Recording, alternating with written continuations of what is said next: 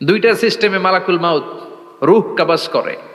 আপনারা যারা আল্লাহওয়ালা, আপনাদের মাথার সামনে এসে একটা যুবক সুশ্রী, যত সুন্দর হতে পারে একজন মানুষ, এরকম একজন মানুষের চেহারায় আসবে আপনাদের কাছে, এসে সুগন্ধি পারফিউম মাখা সাদা ধবধবে কাপড় পরে এসে আপনার শিওরে বসবে, এসে খুবই বিনয়ের সাথে ভদ্রতার সাথে বলবে, ইয়া আইয়াতুহান নাফসুল মুতমাইন্না, ইয়া আইয়াতুহান নাফসুল মুতমাইন্না, ইয়া আইয়াতুহান নাফসুত তাইয়্যিবা, হে পবিত্র আত্মা বেরোয় আয়। বলার সাথে সাথে আপনার রুহুটা স্মুথলি বেরোয় যাবে। ইয়াতি বিহানুত মিন হানুতিল জান্নাহ, কাফান মিন আকফানিল জান্নাহ, জান্নাতের হানুতে করে কাফনের মধ্যে পেঁচিয়ে আপনার রুহুটারে মালাকুল মাউত ইল্লিনে নিয়ে যাবে। আল্লাহ আমাদের সবার নসিবে এই ঘটনা তুমি জারি করে দিও, আমিন।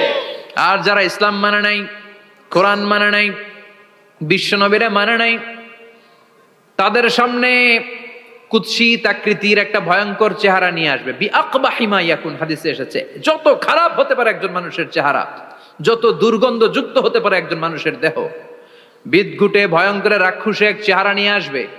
মুমিনের সামনে এসে যেমনি ভদ্রভাবে বসে যায়, সে এরকম আসবে না, সে ত্রাস সৃষ্টি করবে। ডাকাত যখন আপনার অ্যাটাক করে এমন ত্রাস সৃষ্টি করবে, কোপ মেরে আঘাত করে আপনি ভয়ে সব দিয়ে দিবেন।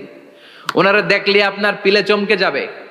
ভয়ঙ্কর দুর্গন্ধযুক্ত কালো একটা ড্রেস পরে আপনার সামনে এসে এমন ত্রাস সৃষ্টি করে বসবে, ওইটা দেখলে অবস্থা খারাপ।